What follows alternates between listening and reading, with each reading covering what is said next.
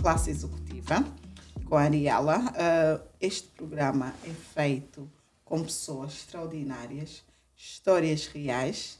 Ele serve para ensinar e educar. Nosso convidado de hoje é Abdel. Seja bem-vindo à Classe Executiva. Muito obrigado. É um prazer. A nossa. Como é que estás? Estou profundamente ótimo. Obrigado pelo convite, poder estar aqui, partilhar este momento contigo e com a tua história também, com muito do teu ensinamento, que com certeza vais partilhar connosco. Obrigada por teres vindo. Diz-me uma coisa. Eu vejo as tuas redes sociais, não é? Estás de parabéns, primeiro, pelo trabalho que tens feito. Mas eu gostaria de saber, as redes sociais vendem uma coisa, mas eu hoje gostaria de saber quem és tu. Conta-me um bocadinho da tua história. Quem é o Aníbal? O Abdel em primeiro lugar, eu costumo dizer que eu sou marido da Lúcia. Ok, vamos deixar essa referência. Marido da Lúcia, não é alguém disponível, tá? e pai de 3 meninas, então sou pai da Alicia, da Lia e da Zuri. Isso é claramente uma das minhas funções mais importantes que eu desempenho na minha vida, para além de a nível profissional. Profissionalmente falando, eu sou formado em Engenharia Mecânica, mas a engenharia saiu de mim desde muito cedo. Hoje eu trabalho como mentor de líderes. Mentor de líderes? De líderes, de empresários, sim, e equipas, portanto no Spalop e também aqui no Reino Unido. E aquilo que eu costumo dizer é que eu sou uma pessoa que transforma mentalidades em ação e ação em resultados. Esse é o meu foco, é a minha missão. Mentalidade em ação e ação em resultados. E exatamente, a minha missão é essa, é poder ajudar pessoas e equipas e empresas, neste caso, poderem criar as suas próprias economias, escalar os seus negócios e ajudar os líderes a ser melhores líderes no seu dia-a-dia. Profissionalmente falando, é isto. Ok, mas para chegares até esta fase, houve um percurso, não é? Sem dúvida. Eu sei que és africano, como eu, és da Guiné. Diz-me uma coisa, cresceste na Guiné, estudaste na Guiné? Como é que foi o teu percurso? Sim, portanto, eu nasci na Guiné e cresci lá até os meus 11 anos de idade. Eu sou filho de 2 pessoas de classe média, como eu costumo dizer. A minha mãe é professora e o meu pai é militar. Uau, o teu pai é militar. O meu pai é militar. E então, nessa altura, eu ganhei uma bolsa de estudo para estudar justamente numa escola militar, sendo eu filho de militar. Havia uma cooperação técnico-militar entre Portugal e o Spalop, e então os filhos de oficiais superiores poderiam candidatar-se a essa bolsa de estudo. E foi isso que me tirou da Guiné. Mas eu estudei até os meus 11 anos, aliás. Eu estudei até o 6º ano na Guiné, e depois, quando vim para Portugal, eu voltei para trás 2 anos. Ah, sério? A sério. Então, para voltar para o 5º ano. No 5º ano. Eu já tinha passado para o 7º. Ok. E voltei para o 5º ano quando cheguei a Portugal. Eu, por acaso, já tive sorte. Eu saí da Angola com a 4ª classe, mas como tinha notas excelentes, fui logo para a 5ª classe. Mas na época, em 96, 95... todo mundo voltava 1 a 2 anos.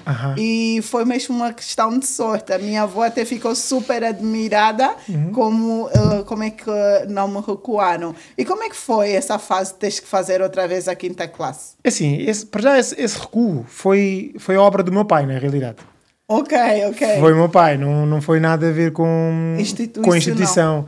Isso foi o meu pai que pediu que eu fosse para o 5º ano, em vez de continuar para o 7º ano, que eu podia ter continuado para o 7º ano mesmo, mas eu voltei para trás. Então, aquilo que eu posso dizer em relação a isso é que, se calhar, esse voltar para trás ajudou, no sentido que comecei a preparar-me e ter umas bases que, em circunstâncias normais, se calhar não teria. Então, para mim, voltar para o 5º ano não foi o big change, não foi a maior mudança para mim. A maior mudança foi deixar tudo aquilo que eu conhecia para trás. Imagina, eu nunca tinha viajado na minha vida. Uau! A primeira vez que eu estava a deixar a minha família, porque eu viajei sozinho. Tinhas família em Portugal? Foste recebido em casa de familiares? Familiares, de um sobrinho do meu pai, que eu não conhecia de lado nenhum, nunca tinha visto sequer. Então, a grande mudança dá-se porque eu vou para um país novo, para uma cultura totalmente diferente da minha, não é?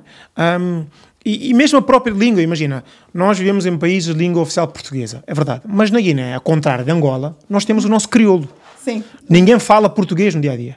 Nós temos a nossa língua nacional. Sim, o vosso crioulo é muito trabalhado, é algo forte, não é como o crioulo, por exemplo, em Cabo Verde tem uma parte do crioulo que eu já percebo, mas o crioulo guineense eu não percebo. É diferente, mas tanto na Guiné como em Cabo Verde, ninguém fala português no dia-a-dia. As pessoas falam crioulo, em casa, com familiares. Nós vamos à escola e aprendemos português na escola. Ok? Isto para dizer o quê? Que quando eu chego a Portugal, naturalmente, eu não falo bem português. Sim. Estás a ver? Então isso é um outro... Por isso é que eu digo que o maior desafio para mim nem foi o facto de ter voltado para trás 2 anos. Foi ter que enfrentar toda esta dinâmica nova, ir para um colégio interno, que eu nunca tinha estudado num colégio interno, num ambiente em que eu sou claramente a minoria por ser negro. Então, essas foram as grandes mudanças para uma criança de 11 anos. Uma criança de 11 anos, fora dos pais, num país totalmente diferente, a estudar sozinho, não é? Porque num colégio interno, naquela altura, não havia muito amor. Sim, é verdade. E há vários colégios internos. E eu cresci numa escola militar. Então, imagina, num colégio, ou numa escola, numa instituição militar, tem muito essa questão do rigor, da disciplina, do espírito de camaradagem. Portanto, a nossa parte emocional, enquanto seres humanos, começa a ficar adormecida. Não é? Então, portanto, esta questão que tu dizias, muito amor, eu lembro-me perfeitamente de um episódio, eu devia ter para aí uns 13 ou 14 anos, de na altura ir a uma cabine telefónica, que agora as crianças já sabem o que é isso. Não sabem. Ir a uma cabine telefónica, usar um credifone, lembras-te? Sim, lembro. Usar um credifone para ligar para a Guiné, para falar com a minha mãe. E aquilo, com saudades de casa, eu de falar com a minha mãe, chorar, baba e ranho, porque pronto. Saudades de casa e toda esta questão. Mas assim que eu pôs o microfone lá, tenho que limpar as lágrimas e fingir que aquilo não aconteceu. Porque tenho que ir para a formatura, não é? Okay. E porque eu também, e as pessoas foram criando um bocadinho também esse nome lá, mas as pessoas não eram capazes de imaginar que o Camará, que é o meu último nome, chora. Uau. Estás a entender? Então, foi uma percepção que eles criaram. Não, é uma escola militar, imagina, tu ali tens que... You need to man up. Tens que... man up. Estás a ver? Não podes mostrar a tua parte mais emocional, porque depois isso é conotado como fraqueza. Num ambiente extremamente másculo. Percebes? Então, perdemos um bocadinho esta parte... Sentimental. Emocional, que é tão importante, principalmente num homem. Fala-se pouco sobre isso, mas isso é extremamente importante, principalmente numa fase da adolescência. Ok. E quando é que tu começaste a despertar essa tua fase emocional? Eu falo isso porque eu tenho um tio que foi militar também em Portugal, teve vários anos na parte naval, não é? E ele, por acaso, é meu padrinho de casamento, e eu sou capaz de mandar-lhe uma mensagem cheia de corações e amores, e ele me dá um emoji de ok. Eu tenho que telefonar para dizer, mas tio, não viste o que é que eu escrevi? E ele diz, sabes que eu não ligo muito a estas coisas, mas eu te amo. E eu fico... Porque a emoção, o sentimento... Eu tenho a certeza que ele tem grande carinho por mim.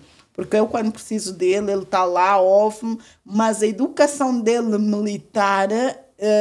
faz com que ele às vezes não consiga expressar. Se fosse outro tio meu também ia mandar outro texto. E como é que tu consegues ultrapassar isso? Bom, 2 coisas. Uma tem a ver com a personalidade, né, das pessoas, mas isso é muito verdade. Porquê? Porque o ambiente molda comportamento. Não é?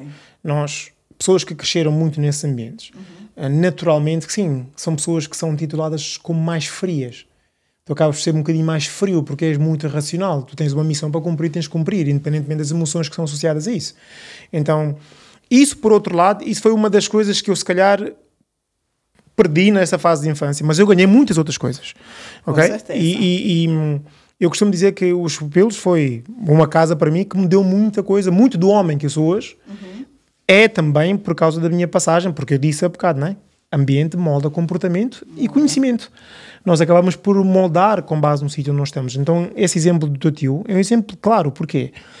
Porque o ambiente onde ele andou durante muitos anos moldou com que ele fosse assim um bocadinho mais rígido, mais frio. Mas não quer dizer que ele não tenha sentimentos. Não quer dizer que ele não seja um ser humano. Agora, no meu caso, talvez também por isso que o universo me deu meninas. Ok. Então, no meu caso, eu tenho que trabalhar, acabei por trabalhar muito mais isso e ainda estou num processo. Para mim é um processo que nunca vai ter fim, porque volta e meia eu vou à minha zona de conforto, que é aquilo que eu conheço. Sim. Mais. Então, eu só bem pouco tempo, se calhar nos últimos 5 ou 6 anos, é que eu tive a consciência de que eu perdi esta parte emocional durante a minha infância.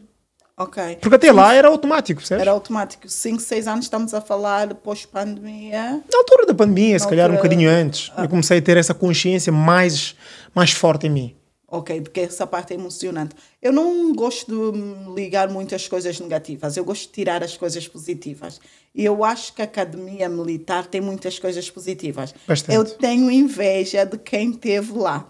Eu sou muito girly girl, acho que lá não iria sobreviver, mas, no entanto, eu amo a disciplina, a mentalidade, tens que acordar, tens que fazer a cama. Eu acho que aquela disciplina depois molda-te.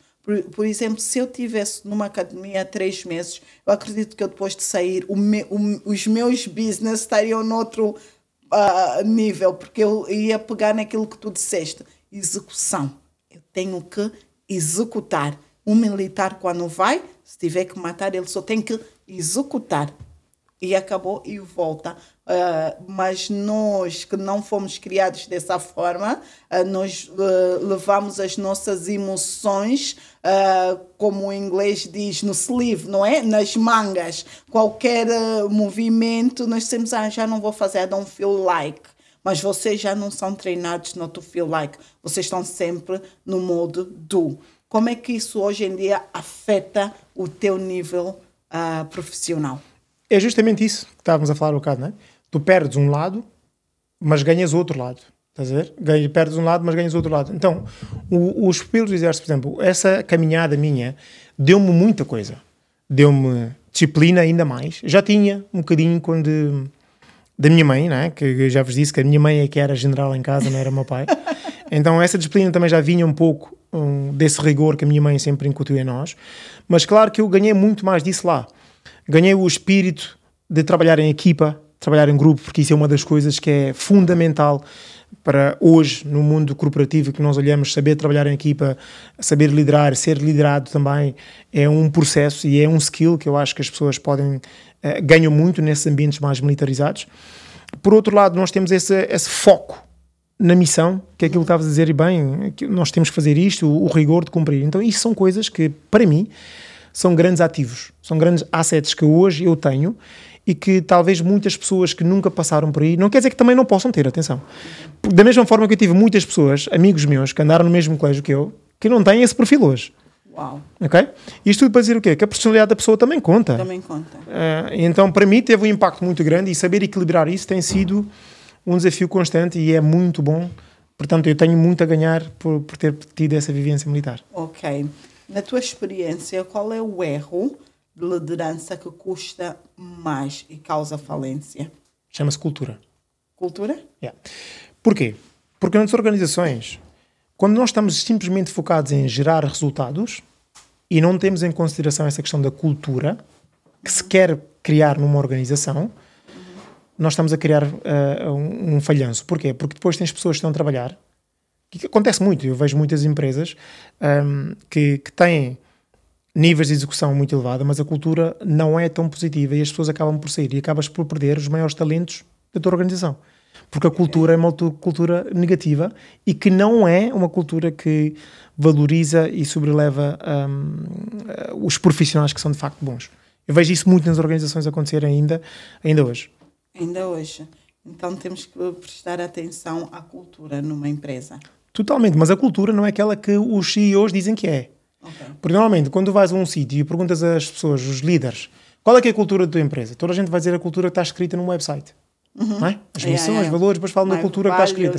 Mas sabes como é que se vê a cultura de uma organização? É no domingo à noite.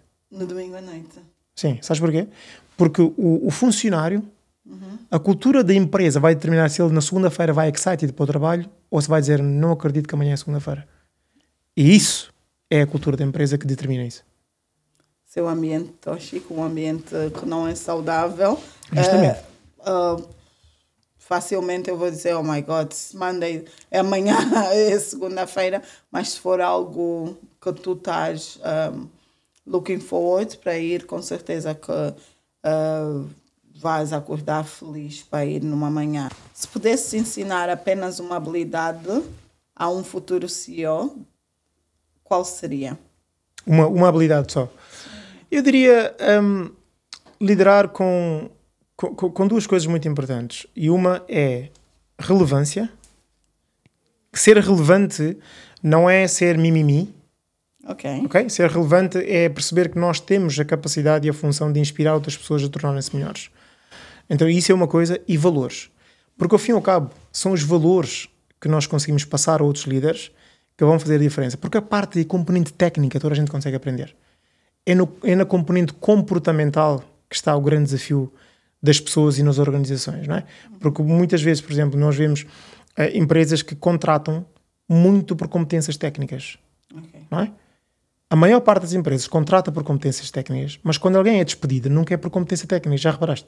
É por competências comportamentais. Exato. Portanto, os tais valores, os tais componentes comportamentais. Isso, para mim, tem muito mais valor do que a competência técnica, porque técnica nós ensinamos. Nos ensinamos. Ok, muito bom. Como é que conseguirias ensinar a uma empresa, não é? Os colaboradores a deixarem de ter aquela cultura de choque? Ok. Eu fiz isso recentemente, inclusive numa empresa que estava a trabalhar em Cabo Verde e uma empresa cá também, em que essas duas empresas tinham uma coisa em particular. Havia um ambiente um bocadinho... não era tóxico, mas era um ambiente em que os funcionários sentiam que estavam... Havia quase com medo deles poderem ser livres. Eles eram bons naquilo que faziam, mas segundo uma determinada condição. E essas pessoas não eram literalmente livres naquilo que faziam. Por exemplo, numa destas empresas, eu fui contratado inicialmente porque eles achavam que a equipa de vendas não estava a ter performance. Então contrataram-me para poder ajudar a aumentar a performance dessa equipa de vendas e, naturalmente, as vendas. E aquilo que eu fui perceber, passado algum tempo, é que não era um problema de vendas. Era um problema de liderança. Uau! Ok? Porque as pessoas não se revêem em certos líderes que têm e, naturalmente, que isso vai afetar os seus resultados e as performances. Claro que nós não podemos também retirar aqui a responsabilidade do profissional. O profissional tem essa responsabilidade. Eu lembro perfeitamente, quando eu estava empregado, que aquilo que mudou o meu jogo foi eu ter perguntado se esta empresa fosse minha, o que é que eu faria diferente? Uau. Eu assumi a responsabilidade. Exato. A maior parte dos funcionários pensa, eu não sou pago para fazer isso. Exato. Isto não é meu, não faço. Então, nessa empresa em particular, a liderança era o desafio. Aquilo que nós devemos fazer, na realidade, é nunca deixar das pessoas serem livres de expressarem as suas criatividades e poderem contribuir positivamente para aquilo que é a visão global da empresa. E não ditar aquilo que as pessoas têm que fazer e como devem fazer. Porque para isso não as contratariam, não é? Exatamente. Qual é o hábito diário que te mantém afiado como mentor neste nível? Há vários, mas vou-te falar de um em particular, leitura. Leitura. Ler, para mim, tem sido, nos últimos anos, eu sou uma pessoa que comecei a ler muito tarde, por gosto. Comecei a ler por gosto, se calhar aos 25 anos. Muito tarde. Eu até aí eu lia porque tinha que ler coisas da escola. Sim, obrigação. Mas hoje em dia a leitura faz parte da minha vida há muitos anos. Eu hoje leio, em média, 5, 6 livros por mês, mas não é pela quantidade de livros. Porque muitas vezes quando as pessoas ouvem-me falar disso, dizem, eu também quero começar a ler 5 ou 6. Não é por aí. E eu não comecei aí também, não é? Sim, foste crescendo, não é? Claro, naturalmente. Ninguém começa de não ter o hábito de leitura para passar a ler 5 livros num dia ou num ano. Mas aquilo que eu quero dizer é que a leitura permite-nos sentar e tomar um café com um autor que eu nunca vou conhecer, provavelmente. Uau. Então, imagina que a leitura permite-me adquirir informação de alguém que é um especialista de uma área que passou durante 10 ou 15 ou 20 anos a investigar sobre aquilo. A investigação. E eu consigo sentar e ler esse livro, se calhar num dia ou numa hora ou numa semana, não interessa, e eu consigo beber um pouco da experiência dessa pessoa e tentar transmitir isso para aquilo que é a minha vida. Então, para mim a leitura tem sido isso e a escrita também. Por escrita, para mim, é cicatrizar aquilo que nós temos na mente. Ok, não é? Planear, escrever. Escrever, yeah. Ok, aquilo que tens na mente. Diz-me uma coisa, se tivesses que deixar um livro importante, qual é o livro que mudou a tua liderança? Eu diria um livro que mudou a minha vida, mais do que a liderança. Yeah. Este livro chama-se Pense e Fique Rico, de Napoleon Hill. Think and Grow Rich. Já li. Já leste? Já, é excelente. Esse livro mudou a minha vida completamente. Porquê? Porque eu até ler esse livro eu não tinha uma percepção do mundo da forma como esse livro me deu. Okay? Então eu diria que esse livro é um livro excelente. Aliás, é dos livros mais vendidos do mundo em termos de desenvolvimento pessoal, que foi escrito há muitos anos, mas continua a ser tão atual agora como foi escrito nesses anos todos. Sim. Portanto, eu super recomendo qualquer pessoa, independentemente de estar na área da liderança ou não, de ler esse livro. Ok. Qual foi o teu maior fracasso como mentor? Se houve. Há vários, claro. Vamos lá ver. Antes de eu especificar, eu acho que é importante nós dizermos isto. Nós romantizamos muito esta ideia de que os líderes são pessoas perfeitas e que os mentores ou qualquer que seja a pessoa que faz alguma coisa com sucesso são muito perfeitas.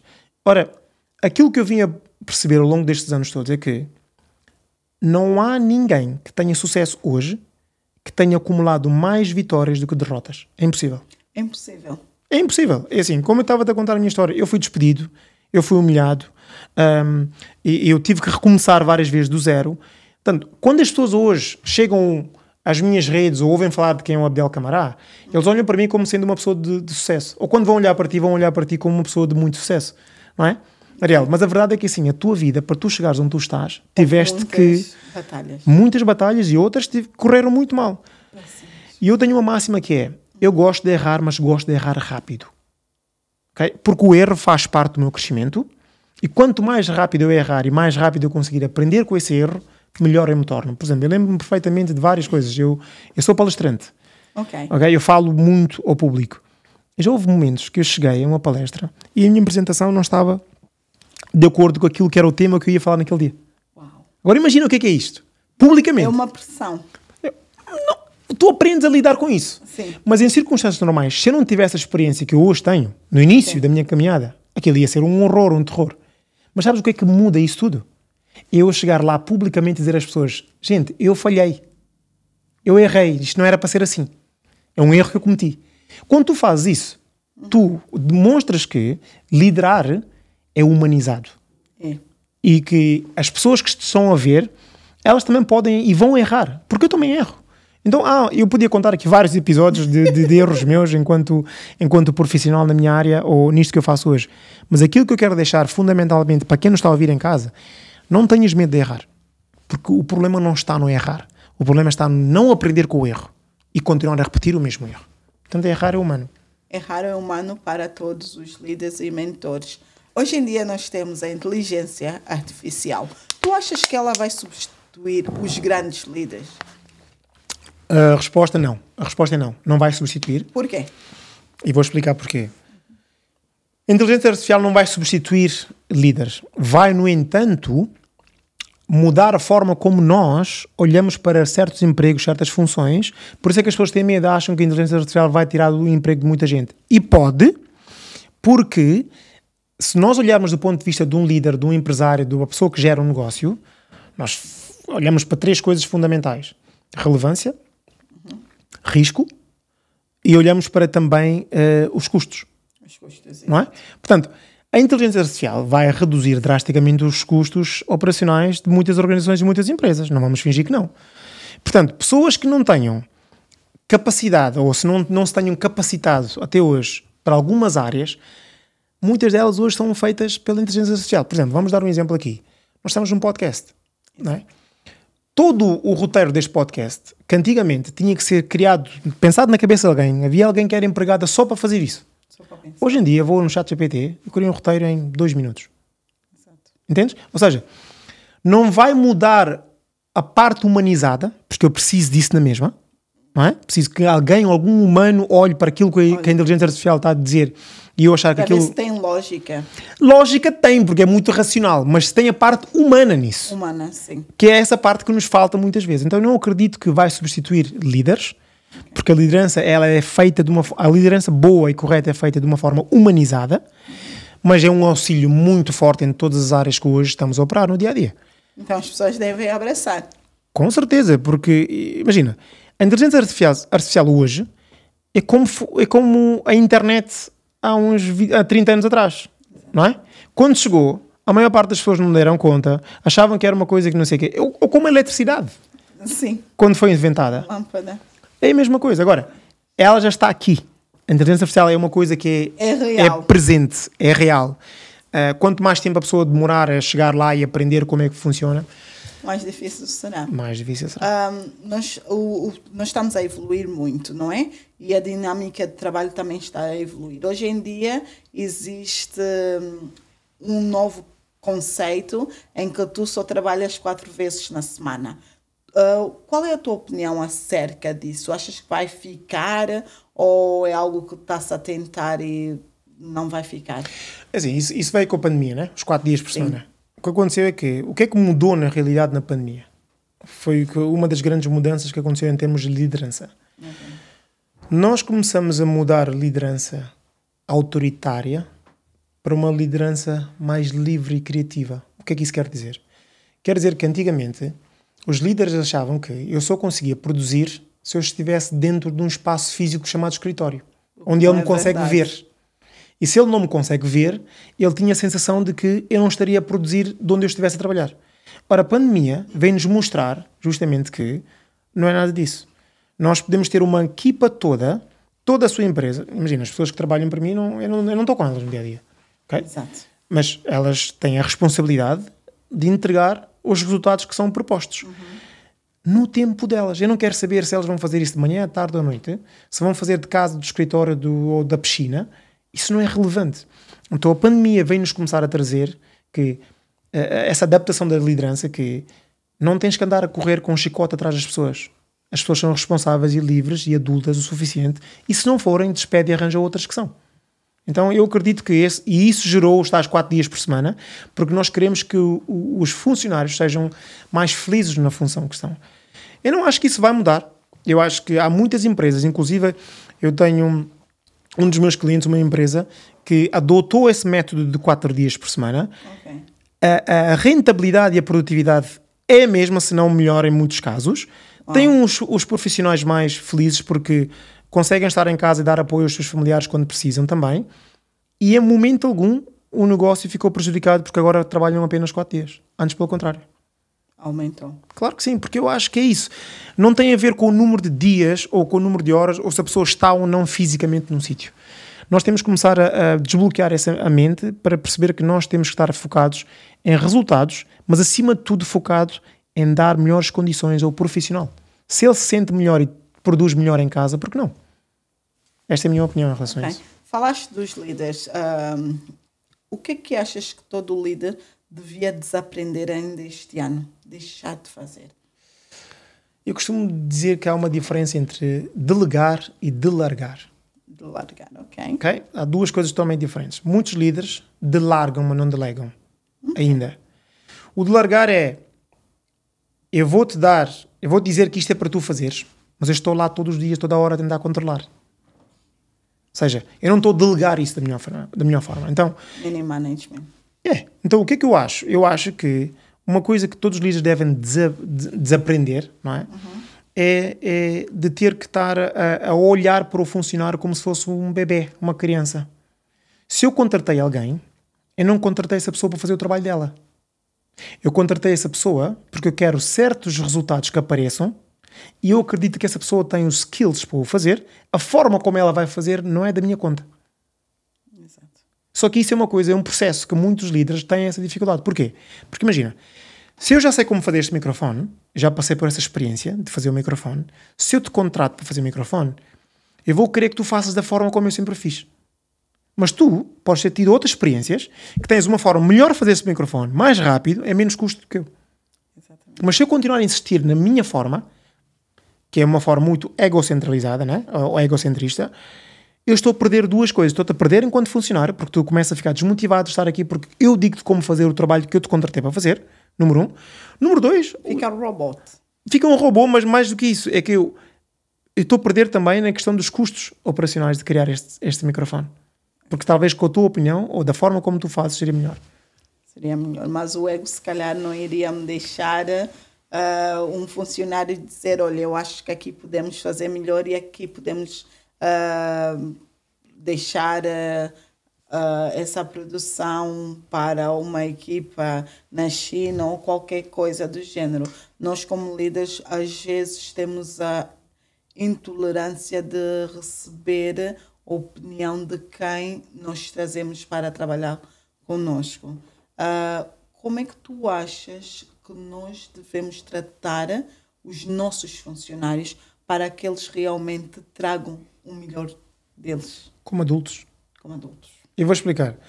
Eu, tanto nas minhas formações, ou os meus funcionários, ou as equipas que eu estou a treinar nas organizações, eu digo sempre isso aos líderes. Tratem as pessoas como adultas. Porque, o que é que quer dizer? Porque uma criança, é que eu tenho que dizer como é que aperta os ténis, como é que põe o sapato, de que forma é que tem que tirar. Isso é uma criança. Se eu contratei um adulto, eu tenho que o tratar como um adulto, no sentido de que dou-lhe as responsabilidades, digo quais são os deadlines, o que é que ela tem que entregar. Agora, a forma como ela faz, existem milhares de formas de nós nos encontrarmos num determinado sítio. Eu posso ir de patins, de carro, de cavalo, de avião. O que interessa é a gente chegar lá e estarmos lá no tempo certo e com aquilo que se pretende. Eu acredito que a liderança hoje tem que começar a olhar cada vez mais para aquilo que são as capacidades e as competências das pessoas e criar ambientes em que essa pessoa possa crescer. Porque essa é a função de um líder. A função de um líder é criar um ambiente de transformar outros líderes, outras pessoas em líderes, mas criar um ambiente que seja possível de alguém poder expressar a sua criatividade e ser quem quer ser, trazendo os resultados que se pretende. Exatamente. Criatividade é algo que nós todos temos. Houve um grande matemático que chegou atrasado. É uma história muito rápida que eu quero contar. Ele chegou atrasado à aula de matemática e escreveu o trabalho de casa, não é? Mas ele pensou que aquilo fosse trabalho de casa. Aquilo eram duas equações que nunca ninguém tinha resolvido no mundo. Mas ele levou para casa como homework, como tarefa. É isso. Como tarefa. Depois de 3 semanas, ele conseguiu selecionar ou resolver a equação. Quando levou para a professora, hoje ele é um genius porque ele conseguiu resolver aquelas questões que ninguém tinha conseguido. Então, nós quando limitamos as pessoas não trazem aquilo que têm de melhor. Justamente. Não trazem tentamos colocá-las em caixas. Estão dentro deles, queremos colocar em caixas. Exatamente. ESG, tendências de marketing ou pilar inegociável? Então, ESG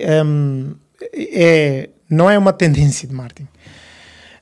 Vamos lá ver. Nós vivemos numa sociedade em que cada vez mais esta questão da sustentabilidade é extremamente importante. É. E hoje em dia é tão importante que muitas das fábricas, por exemplo, nós estamos aqui vestidos, as roupas que nós temos aqui vestidos, muitas das vezes nós queremos que essas roupas sejam criadas em lugares em que seja sustentável, em que nós não estamos necessariamente a escravizar crianças para poderem trabalhar ou usarmos materiais que não são sustentáveis e que vão poluir cada vez mais o planeta. Então o ESG, existe até uma meta pelas Nações Unidas ou ONU, já não me lembro, mas acho que é no ONU, que é de 2030, e é algo que foi lançado às organizações todas para poderem atingir certas metas, e ESG não é um trend. É muito importante que todos nós possamos criar negócios que sejam sustentáveis, empregando pessoas que não estão em situações desfavoráveis, comparando com outras. Por isso é que muitas empresas enriqueceram-se muito rapidamente empregando pessoas na China, África, Camboja e não sei o que mais, porque pagavam uma ninharia, e aquilo não é sustentável para a vida das pessoas. As próprias condições de trabalho, as condições laborais não eram positivas. Portanto, e quando nós falamos toda esta questão da poluição, do planeta, por aí vai, tem tudo em consideração esta questão do ESG. Então eu não acho que seja um trend, eu acho que é extremamente importante que todo líder tenha em consideração isso. Eu, nem de propósito, a primeira vez que fui a Angola participar na fundação de uma associação que se chama ESG, Women in Africa. Oh, that's amazing. Que é de uma amiga minha, que é a Hortência Matos, e que eles têm essa preocupação de trabalhar justamente com o governo de Angola e levar isso para os outros países dos PALOP em primeiro lugar, para podermos criar e trazer as pessoas que estão em zonas desfavoráveis e valorizar o trabalho que essas pessoas têm. Porque muitos dos nossos trabalhos, por exemplo, em África, que são feitas por mulheres, que são feitas por crianças, e são trabalhos que são extremamente árduos, não são valorizados, essas pessoas não são pagas devidamente para poderem fazer isso, e nem muitas vezes têm a oportunidade de poder trazer e comercializar esses produtos da forma que nós chamamos leal aqui no mercado mais ocidental. Então o ESG também trabalha muito esta parte. Portanto, eu não acho que seja trend, é extremamente importante. Eu também acho que não é trend, porque há tempos a Mark Expense e a Avocado fizeram uma imersão e um dos relatórios mais importantes foi o relatório de sustentabilidade, não é? Para haver uma aquisição entre empresas, é muito importante nós sabermos quais são os valores. E hoje em dia, esses valores estão claramente em todos os reportes que nós podemos encontrar nas 100 melhores companhias, não é? Tu colocas e vês se realmente eles estão a cumprir com um reporte de sustentabilidade. Isso é obrigatório para as empresas aqui no Reino Unido. Mas eu acredito que as empresas em África, empresas dos PALOPs, nós também temos que manter uma forma de ser obrigatório, porque é de lá que saem os recursos humanos. Fundamental, claro que sim. Nós temos essa responsabilidade também. É uma responsabilidade que temos que rever com os governos, e esse trabalho que essa jovem está a fazer é ótimo. Diz-me uma coisa, se tivesses que falar contigo há 10 anos atrás, com a nível de 10 anos atrás, o que é que dirias? Ao meu miúdo de 10 anos atrás, eu diria para acreditar que é possível. E que de onde veio não determina para onde vai. Porque isso é uma das coisas que muitas vezes eu acredito que nós temos dentro de nós, é uma crença de não merecimento, não é? Nós achamos que não merecemos certas coisas devido à nossa história, de onde viemos. Então aquilo que eu diria à minha pessoa há 10 anos atrás é, apesar de ter sido despedido, lembra-te que antes de correr bem, vai correr mal. E o teu correr mal já aconteceu, agora daqui para a frente só pode correr bem. Mas foco, ousadia, disciplina e faz o que tem que ser feito. Porque isso é muito importante nós percebermos que é possível. Nós vimos da África, mas é possível. Não é de onde nós viemos, não determina para onde a gente vai. Eu quero pegar essa parte. É um ponto de partida. Nós viemos de África, mas é possível. Tu hoje em dia vives no Reino Unido. Tu saltaste vários países. Guiné, Portugal, Reino Unido. Então tens várias barreiras. Tens a língua, tens culturas, mas tu passas uma mensagem que é possível. Claro. Imagina, não há nada que não seja possível se alguém já fez. Eu vou dar um exemplo. Eu em 2021 ou 2022, já não me lembro bem, eu fiz um jejum de 21 dias. Tive 21 dias sem comer. Uau. Ok? 21 dias sem 21 comer. 21 dias. Chama-se um jejum de água. Uau. Então 21 dias. E a maior parte das pessoas, quando eu digo isso, eles dizem, tu és maluco. Porque eu não consigo ficar um dia sem comer. Não é? Ora, isso é aquilo que as pessoas dizem com base naquilo que nós acreditamos que somos. Exato. Imagina, há pessoas que ficam 90 dias sem comer. Sim, o meu esposo já fez 21. Pronto, daí não tenho essa capacidade. Toda a gente tem. Eu por enquanto não estou a libertar esta capacidade. Exatamente. Ela está lá, mas eu não estou a libertar. Isso, ou seja, não é uma questão de não conseguires, é uma questão que nunca foi o teu foco. Nunca quiseste fazer. Nunca foi importante para ti. Ok? Então é nisso que eu digo que não há nada, e eu quando eu fiz esse jejum de 21 dias, eu saí de lá com essa crença nova, que não há nada que eu, Abdel, não consiga fazer que alguém já fez. Eu posso demorar mais tempo, posso precisar de estudar mais, posso precisar de mais recursos, mas isso não quer dizer que eu não consiga fazer. Posso demorar mais tempo. Imagina, uma corrida daqui para não sei o que. Eu posso correr os 100 metros como o Usain Bolt corre? Posso. No tempo dele? Não. Mas eu posso correr 100 metros. Qual é a maior mudança que viste na mentalidade dos líderes pós-pandemia? Olha, uma coisa muito importante que eu vi, que eu reparei muito, aliás, eu trabalho isso com algumas empresas, é esta questão que eu falava há bocado da liberdade das pessoas poderem trabalhar a partir de casa e chamar a senso da responsabilidade dos funcionários. Okay? Isso é uma das coisas que eu vi. Uma mudança que eu vi após pandemia. Porque a pandemia obrigou-nos a trabalhar de casa, não é? Exato. Fechou tudo, aí não tem hipótese. E os líderes, eu acredito, também começaram-se a desligar um bocadinho daquele controlo exaustivo que alguns líderes tinham, de ter que ver. Eu lembro-me, eu próprio já passei por isso. E quando eu trabalhava, o meu chefe achava que se eu não estivesse em casa, se eu não estivesse no office, eu não estaria a produzir. Exato. Só que sabes qual é a verdade? É que eu produzia melhor em casa do que no trabalho. Porquê? Por causa de distrações. No trabalho eu posso levantar e tomar café, falar com o colega, não sei. Em casa não tem nada disso. Estás a ver?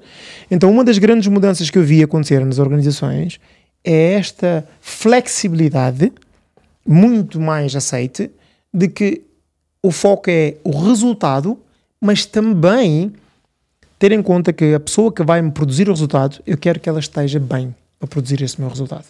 Portanto, se ela decidir estar em casa, que seja em casa, mas que me entregue os resultados que eu quero. Eu acho que é muito importante. Eu, pós-pandemia, eu ainda estava a trabalhar por uma multinacional e eu pedi-lhes para eu trabalhar das 6 às 2 da tarde.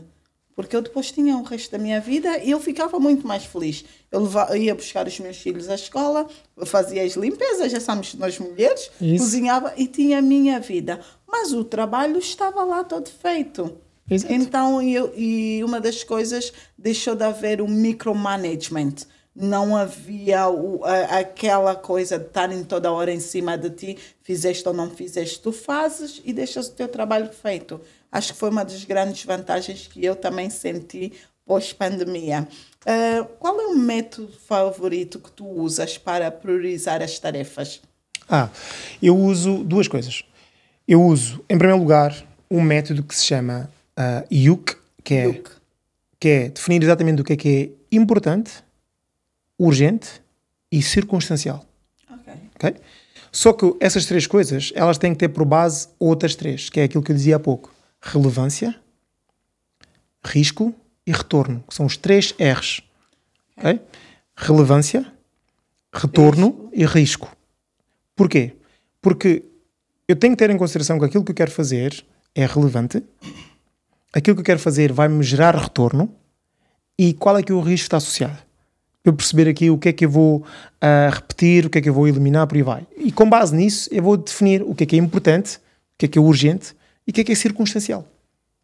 Que pode ficar para depois ou que eu posso delegar. E daí é extremamente importante falar isto. Então, estes são os 2 métodos que eu uso para mim, para dar prioridade às minhas tuas tarefas. Muito bem. Eu acredito que o risco é muito importante e nós em finanças nós estamos sempre a analisar os riscos, risk to reward, tudo nós chamamos de risco. E realmente nós temos que ter noção qual é o side effect das nossas prioridades. Se tu não tiveres noção de que se deixaste de fazer uma tarefa, vais no mundo corporativo, deixas de submeter o teu corporational tax, qual é o risco? Vais levar uma multa. Podem te fechar a empresa. Então há sempre riscos a não cumprires com as tuas tarefas ou não saberes priorizá-las, não é? Ok, vai ser feito o corporation tax, mas vai ser feito um mês depois. Já tens o risco de uma multa. Aí que é importante esses 3 itens estarem bem delineados. Deixa-me só dizer uma coisa em relação ao risco que eu acho que é importante. Quando nós falamos de risco, muitas vezes nós olhamos só para o lado negativo do risco, não é? Eu costumo dizer que o risco é uma moeda de 2 lados.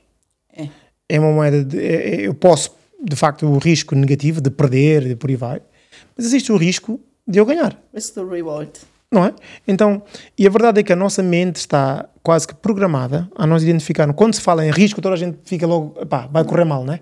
É se correr mal, coisa. Mas também existe o risco de eu ganhar. O risco de eu poder vencer. Então, eu costumo dizer às pessoas, foquem-se desse lado da moeda. Porque isto é extremamente importante. É a parte que tu consegues mudar.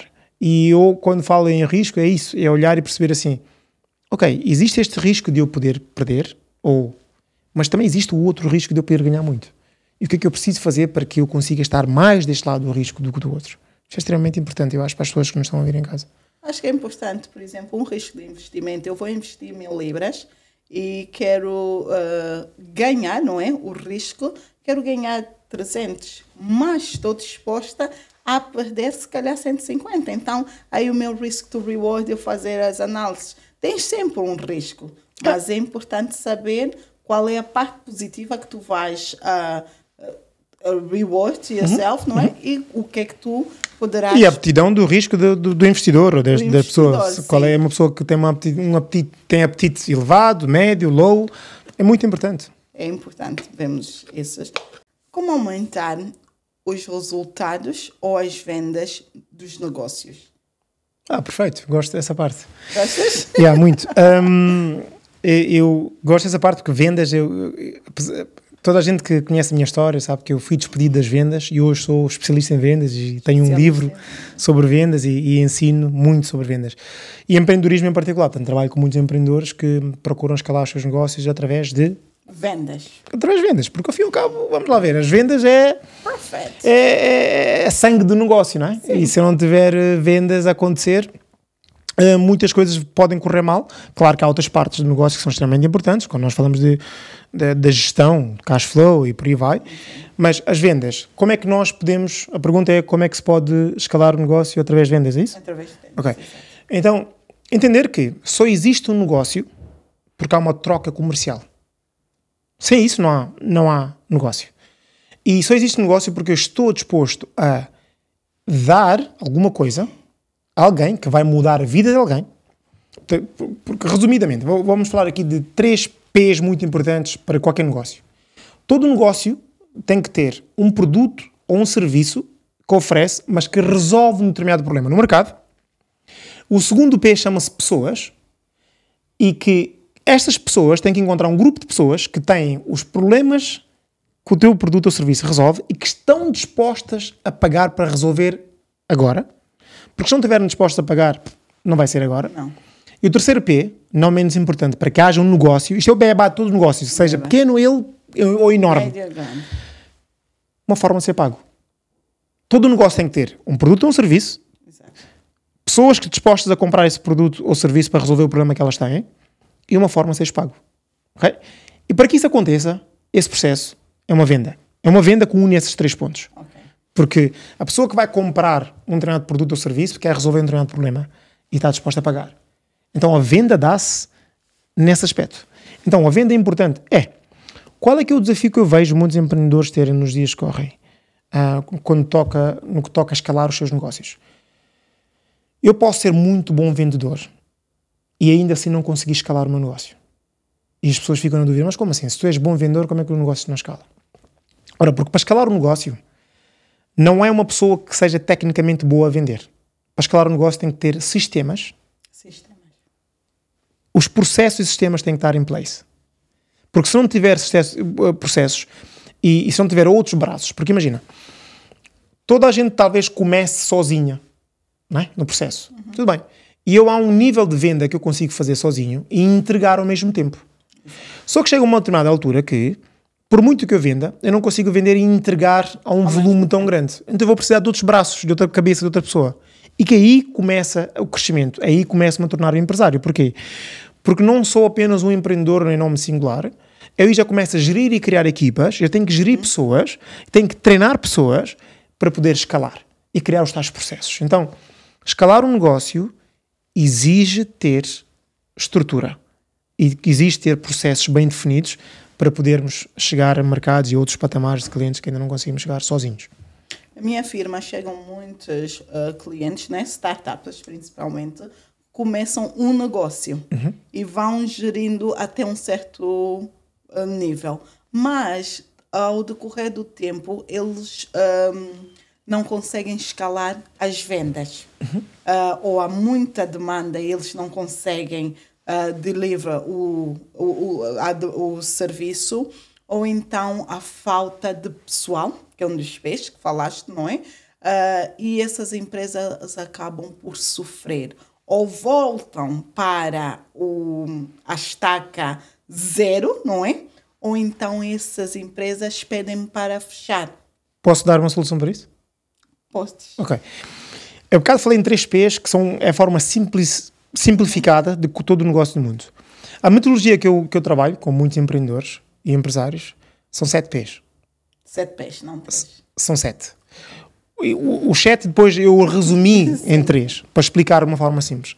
Mas em primeiro lugar nós temos a psicologia, portanto o mindset do empreendedor, da pessoa que está a criar um negócio. E é extremamente importante. Porquê que esse é o ponto de partida? Porque as pessoas não têm problemas no negócio.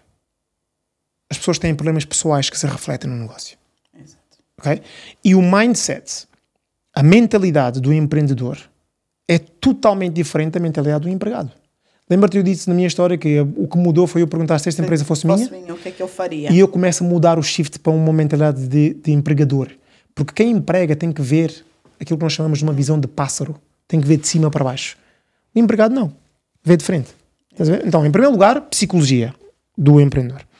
Em segundo lugar, nós trabalhamos o produto. Nós olhamos para o produto de todos o negócio e vamos exaustivamente perceber se este produto é o produto que vocês deviam estar a vender. É escalável ou não? Nós olhamos diretamente para os produtos. Em terceiro lugar, o outro P chama-se promoção. E promoção aqui nós estamos a falar de marketing. Ok? Marketing. Eu tenho que ter marketing e saber divulgar aquilo que são os meus produtos, não pelos produtos, que é um erro que eu vejo muitos empreendedores cometerem. As pessoas falam muito das suas características dos produtos que têm. Isso não importa a ninguém. As pessoas só querem saber se o teu produto resolve ou não o meu problema. Então, marketing, promoção aqui, o terceiro P. O quarto P chama-se posicionamento.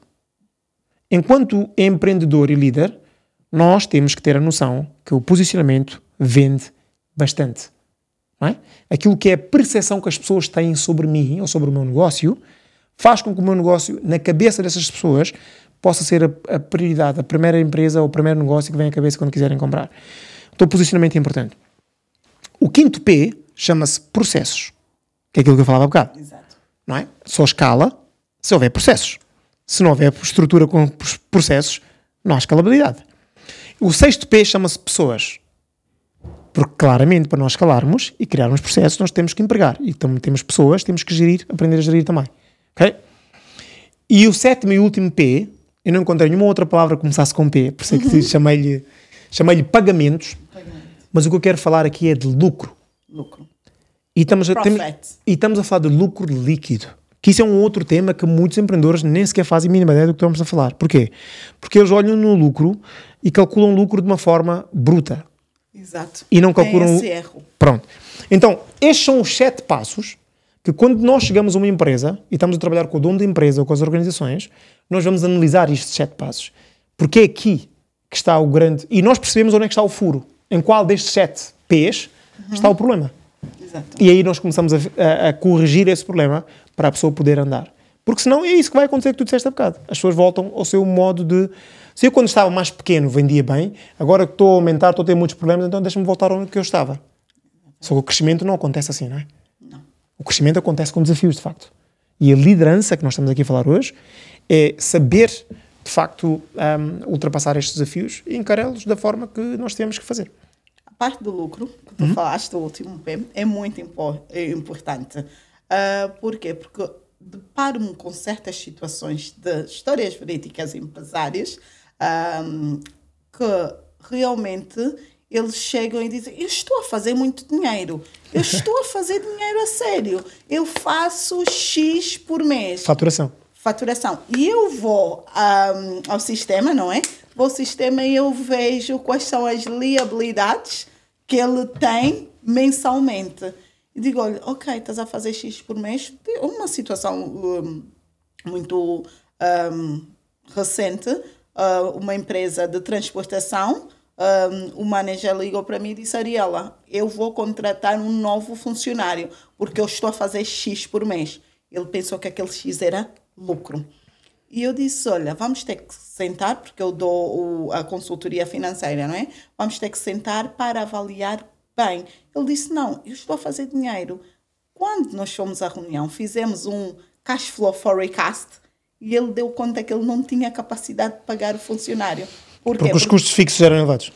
Os custos fixos dele e custos operacionais também, não é? Também, mas depois ele estava a adicionar outros custos, não é? É o insurance, employment, as taxas, tudo isso envolvia. Então, quer dizer que ele ia estar num risco. Eu disse: ok, tudo bem, agora este mês podes, mas tem que se fazer um forecast. Então, os empresários têm um hábito de realmente sentar naquilo que entra bruto. Mas muitas vezes, nem eles próprios, quando fazem o pricing, não é? Os preços, nem eles próprios colocam a margin profit. Sim, mas um dos erros que isso acontece, imagina, é muito fácil eu calcular quanto é que me custa esta garrafa. Sim.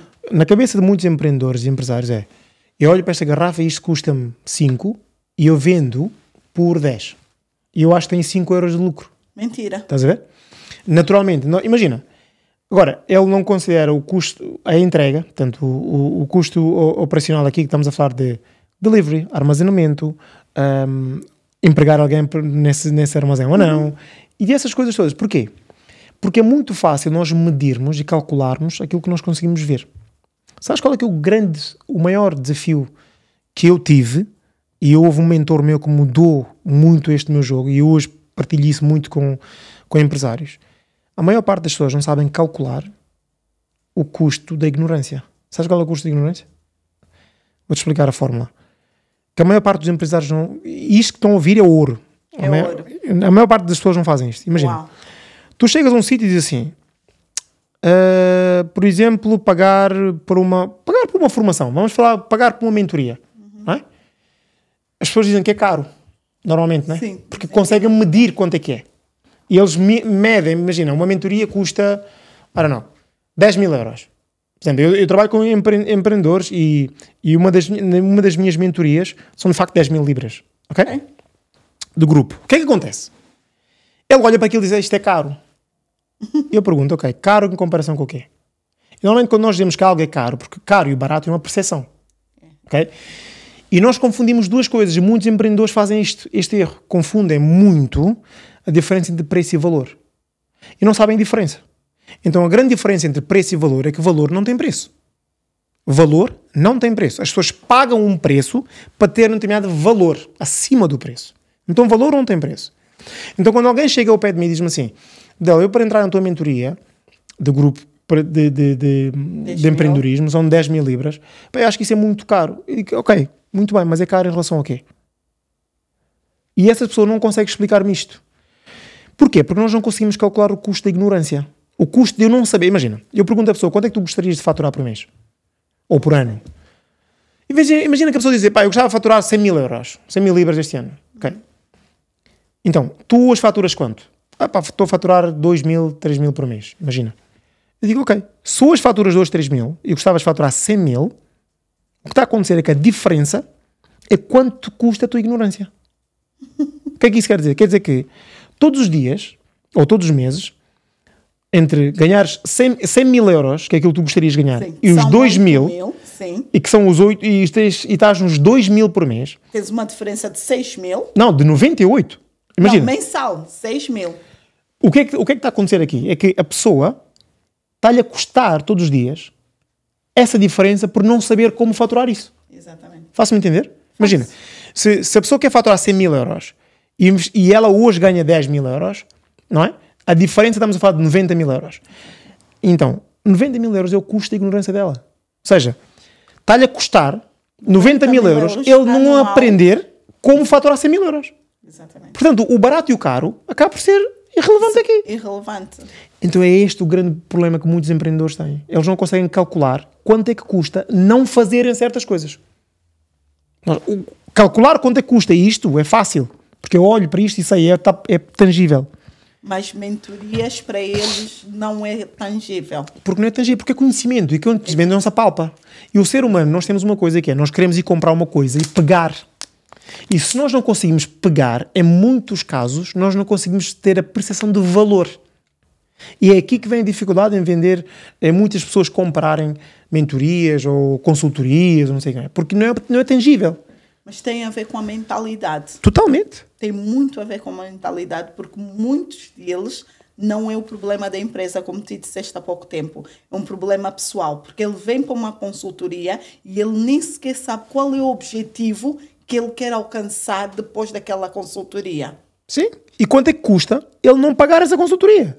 Exatamente. Porque se ele não for fazer essa consultoria, ele nunca vai ter as ferramentas que precisa, se calhar, para poder chegar aos resultados que ela quer chegar. Então é tal custo que muitas vezes é um custo silencioso, que não se vê e que muitas pessoas têm uma dificuldade enorme de fazer. Terminamos o nosso programa. Foi um prazer ter-te aqui. Diz-me uma coisa, se as pessoas quiserem encontrar-te, onde é que poderemos encontrar? Em todas as redes sociais, basta procurarem por Abdel T. Câmara, tudo junto, @Abdel T. Câmara, qualquer rede social, LinkedIn, Instagram, YouTube, you name it. Vão me encontrar. E eu gostava de saber já agora, se me encontrares, porque vieste através deste podcast, manda uma mensagem para eu saber que viste este podcast e por isso é que me encontraste nas redes sociais. Portanto, eu queria te agradecer também por este tempo. Foi uma conversa super agradável e obrigado. Muito obrigada por teres vindo. Aprendi imenso contigo durante este tempo que estiveste aqui. E sucesso em tudo que estás a fazer, é o que eu desejo. Obrigado, igualmente. Obrigada por participar.